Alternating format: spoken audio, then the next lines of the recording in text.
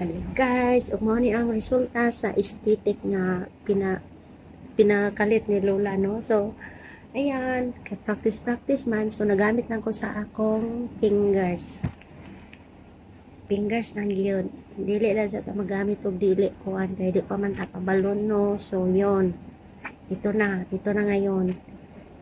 Mag-practice na sa gid ako permis. So, yan, ito ang resulta. Kasi hindi pa natulog eh. Ano na, pinapatay na ang oras. Patayin ang oras ng pahinga, oras ng matulog. So ayun, nag-video gamay. Yan, naka-aesthetic ang lola natin ngayon. So ayun, ito. Sobrang bigat.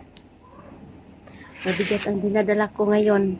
Ang musunod, basta susundin ko lang muna ngayon ang sabi, ang payo na original video ang gamitin, original na ano, hindi magamit na kung ano-ano, basta original lang gid talaga ito, original ba?